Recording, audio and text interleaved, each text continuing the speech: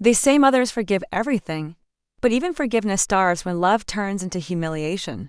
The morning was soft like any other. The sun spilled through the thin curtains and the faint smell of toast drifted in from the kitchen. I sat quietly by the window, knitting an old scarf I'd been making for my son. The same boy who once refused to sleep without my hand on his chest. But lately, the house had changed. It wasn't laughter that filled the walls anymore, it was distance. My son had grown successful, proud and cold. He still called me Mom, but the warmth in that word had long disappeared that day. I asked for something simple, a piece of bread. My hands trembled slightly, the way old hands do when they've spent years serving others. He didn't look up from his phone when he said, "You already ate, didn't you?" I smiled faintly, thinking he was joking. But when I repeated the request, he sighed loudly, grabbed a slice and tossed it toward me. It fell to the floor. I bent down to pick it up, my heart breaking in a way that made no sound. And then, he laughed. Not the laugh of a son teasing his mother, but the cruel, sharp kind that cuts 3 years of love in a single moment. I froze, holding that piece of bread in my hand.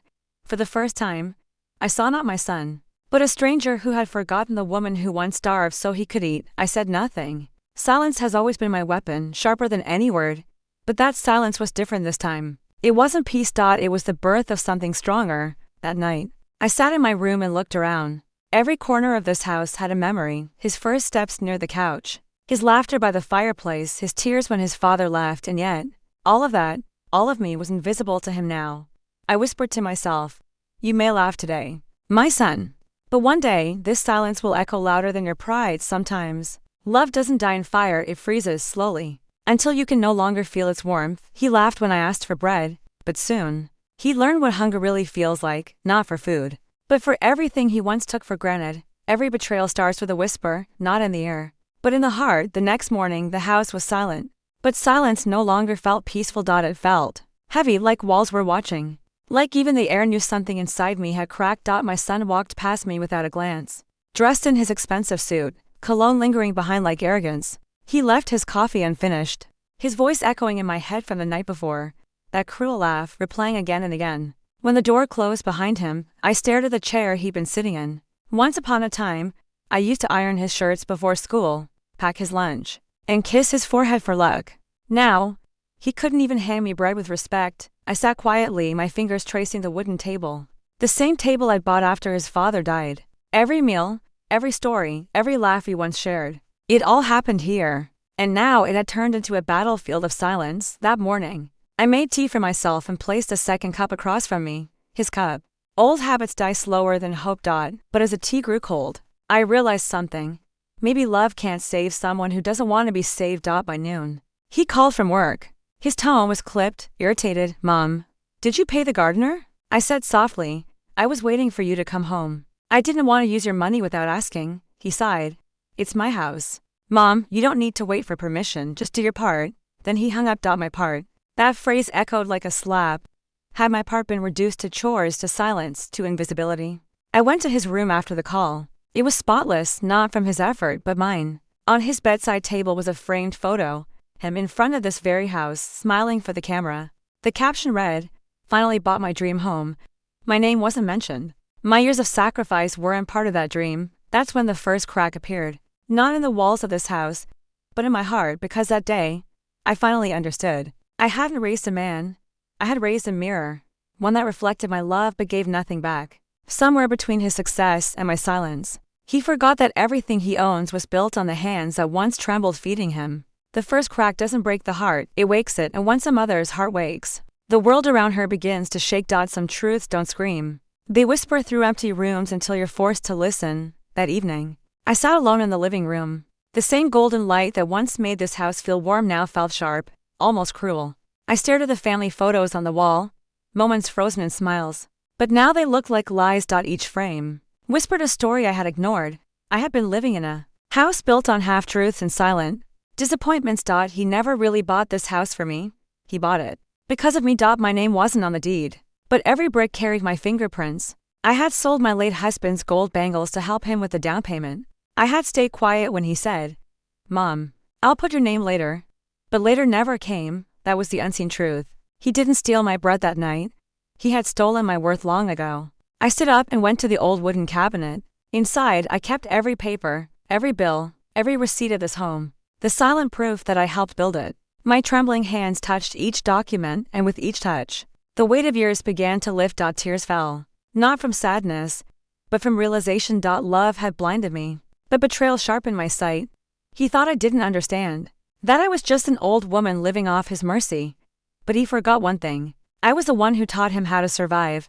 That night, I overheard him talking on the phone. His voice was low, impatient. Yeah, I'll rent out Mom's room soon. She's moving to the guest house. It's better for everyone, guest house. For a moment, the room spun. I held the wall to keep my balance. So, that was his plan, not to share a home, but to own it entirely. I was no longer family. I was an expense to be managed. My heart ached, but my face didn't move. I walked to my room, shut the door quietly, and sat down at my desk. And for the first time in my life, I opened my laptop, not to watch old family photos, but to search something new. How to sell a house without the owner knowing. My reflection in the screen looked back at me, calm, patient, unrecognizable. I wasn't a victim anymore.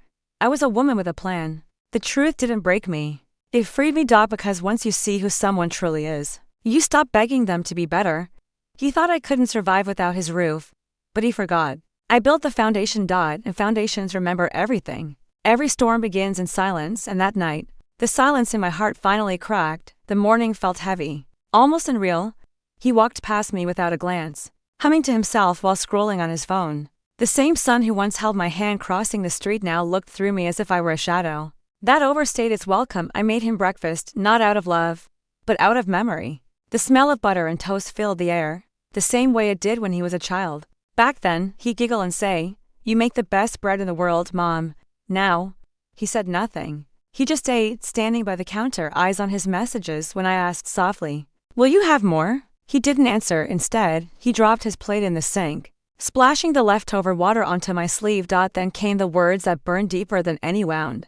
"Mom, stop acting like this is your house. You should be grateful I let you stay for a moment." Time stopped. The clatter of the dish echoed like thunder in my bones. Every sacrifice, every prayer, every sleepless night, all reduced to pity. I felt my knees weaken, but I stood tall. That was the moment I stopped being afraid of losing him, because I realized I had already lost him a long time ago. He stormed out, slamming the door behind him, but I stayed still, my hand gripping the edge of the table to stop it from shaking. And as the echo of the door faded, a strange calm took over. I went to my room, opened the drawer, and pulled out the folder, the one filled with house papers, receipts, and old promises. The ink may have faded, but my memory hadn't. Every penny I had given, every signature he made using my trust, was written right there. I called an old friend, a retired lawyer, the kind man who had once helped me when my husband passed. "Can you meet tomorrow?" I asked. He hesitated, then said, "Is everything all right?" I smiled through the silence. "It will be," I replied. That night, I sat by the window, the same place where I once watched my son play in the yard he now called his. I looked at the stars, the same stars I once prayed under for his success. But tonight, my prayer was different. "God, give me the strength to take back what's mine, not out of hate, but out of justice." Motherhood teaches you patience, but betrayal teaches you clarity. He thought I was weak because I cried, but he didn't see what I was building in my silence. The next morning, I packed my things, only a small suitcase and the old photograph of us from years ago. Then I walked out of the door he had slammed. I didn't leave out of defeat. I left out of preparation. Because sometimes, to win, you have to walk away first. He broke my heart when he said it wasn't my home. But he forgot, homes can be sold, and so can pride.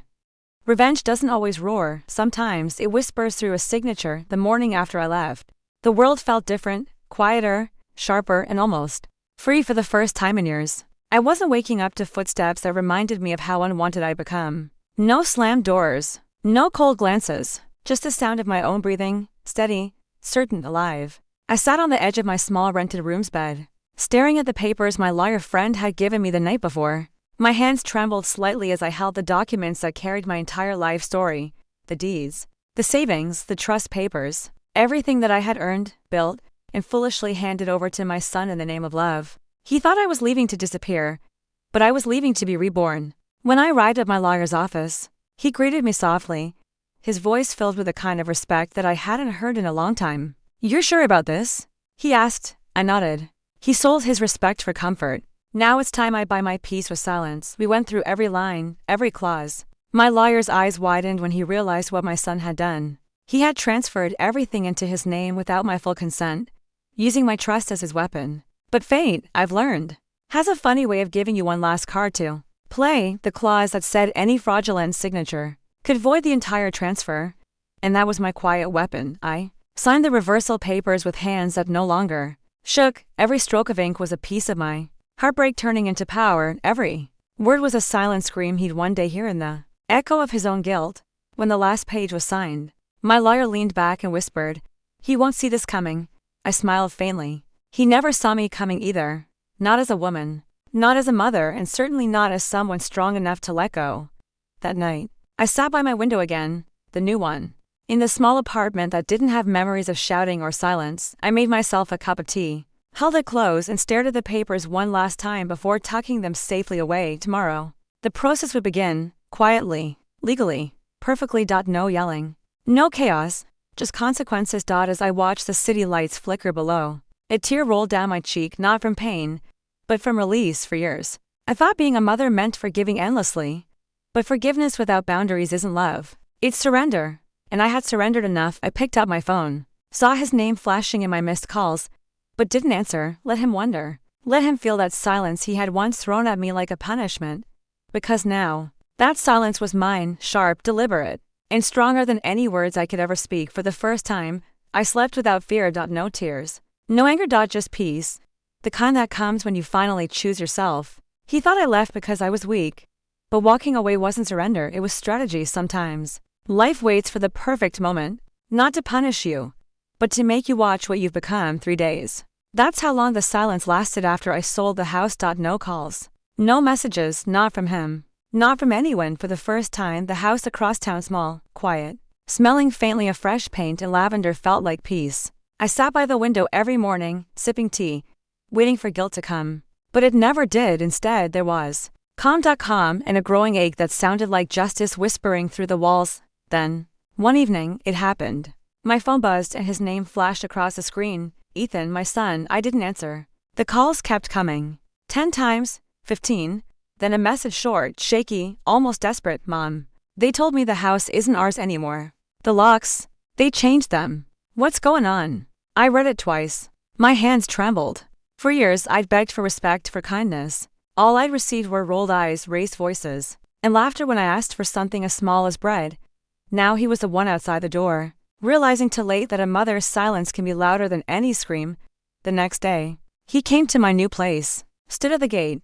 I watched from behind the curtain as he argued with himself, anger first, then confusion, and finally regret. He knocked. Once. Twice. Double quotes. "Mom, please. I just need to talk." My heart broke in slow motion. Every memory of him as a boy flashed before me. The nights I stayed up when he was sick, the birthday cakes, the small hands clutching mine.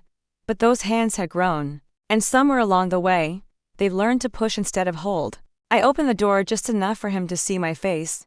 He looked older, smaller, lost. "Mom," he whispered, "you sold the house." "Yes," I said softly, "because that house stopped being a home the day you forgot what love sounds like." He didn't speak. His lips quivered, eyes glossy, words caught somewhere between guilt and disbelief. "I thought you thought I'd never stand up for myself," I interrupted.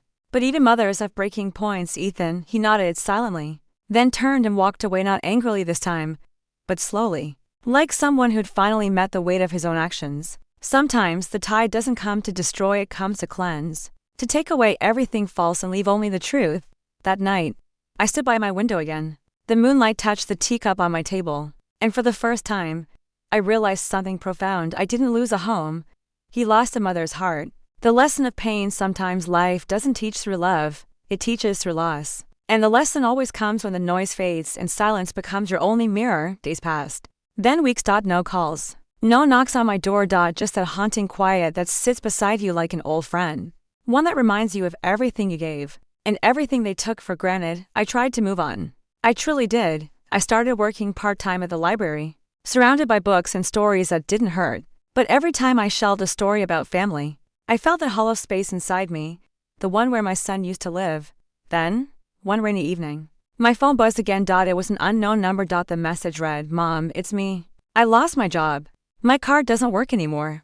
Can I come home?" Home, that word used to feel warm, Now it just echoed. I didn't reply. Instead, I sat down, the sound of rain against the window mixing with memories. His laughter as a child. His tantrums as a teen. His voice the day he told me to stop acting poor when I asked for bread. Pain has a strange way of circling back, not to hurt you again, but to make you see just how far you've come. The next morning, there was a knock on the door. When I opened it, he was standing there, drenched, shivering, eyes red. He wasn't the arrogant young man who once laughed at me. He was just a boy who'd finally met his own consequences. "Mom," he whispered. "I'm sorry, I didn't say anything."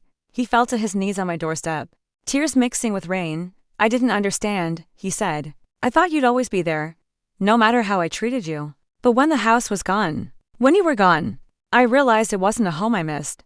It was you that broke me. Because for years, I had prayed for this, not revenge, not regret, just realization. I helped him up, handed him a towel, and said quietly, 'Pain is a teacher.' Ethan, you didn't listen when I spoke softly. So life decided to shout." He nodded, tears falling freely. "Now, can I stay?" he asked. I looked at him for a long time. The storm outside was easing, but the one inside me, it was finally calm. "You can visit," I said gently, "but you can't stay until you learn how to respect the person who raised you." Sometimes love must step back, not to abandon, but to show what absence truly feels like. That night, I wrote in my journal, "Forgiveness isn't about letting them back in. It's about freeing yourself from the weight they left behind."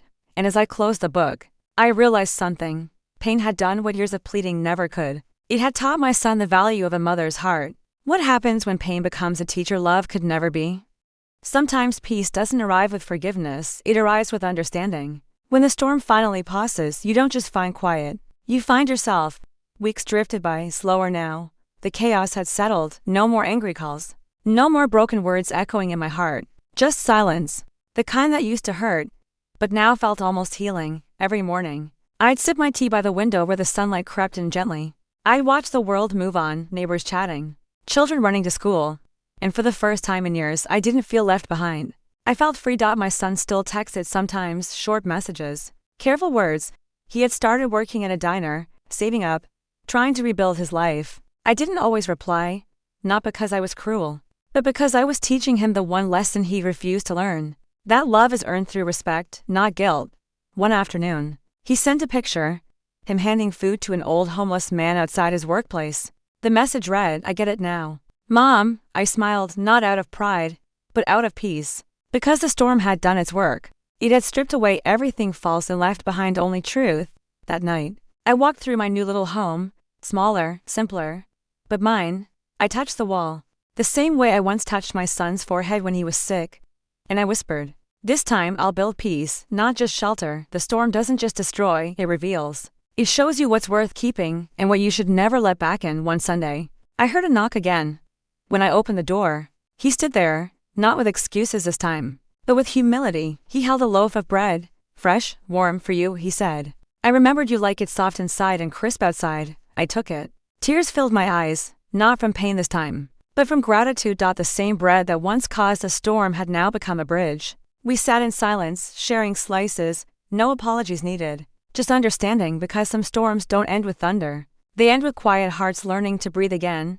That night, as I closed my eyes, I realized something beautiful. You can't stop storms from coming, but you can choose how you rebuild afterward. And sometimes, the calm after the storm isn't silence, it's healing. The storm may test your heart, but peace will prove your strength. Justice doesn't always arrive in courtrooms. Sometimes, it walks quietly into your life when you least expect it. Months passed.